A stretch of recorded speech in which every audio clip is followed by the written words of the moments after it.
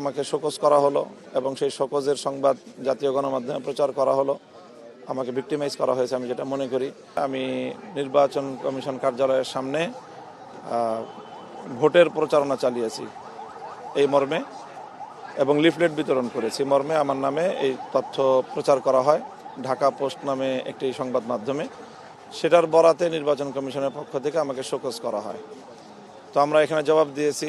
মূলত এখানে যে লিফলেটটা আমরা প্রচার করেছি সেটা হলো গণভোটের প্রচারণার লিফলেট, যেটার ব্যাপারে নির্বাচন কমিশনের পক্ষ থেকে এবং অন্তর্বর্তীকালীন সরকার প্রধানের পক্ষ থেকেও রাজনৈতিক দল এবং প্রতিদ্বন্দ্বী প্রার্থীদেরকে আহ্বান জানানো হয়েছে তারা যেন গণভোটের প্রচারণায় অংশগ্রহণ করেন। একটা প্রশ্ন, যে এখন আপনি কি দেখছেন যে লেভেল প্লেইং ফিল্ড কিরকম বা সরকার কিরকম পদক্ষেপ নেবে? আপনার মনে হয় আপনি এটার বিরুদ্ধে কি কি আপনারা যেতে পারেন?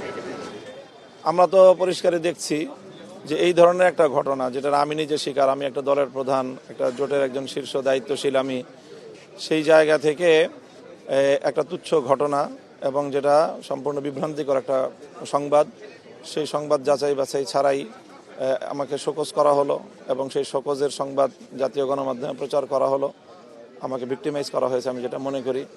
তো এই যে ঘটনাটা, এটা আমি মনে করছি যে লেভেল প্লেইং ফিল্ড তৈরির ক্ষেত্রে এগুলো একটা সিগনিফিক্যান্ট একটা লক্ষণ, যেটার দ্বারা বোঝা যাচ্ছে যে এখানে নানাভাবেই প্রতিপক্ষকে বা কোনো এক পক্ষকে ঘায়েল করার, তাদের ভাবমূর্তি ক্ষুণ্ণ করার নানা ধরনের এখানে কার্যক্রম পরিচালিত হচ্ছে বলে আমরা শঙ্কিত।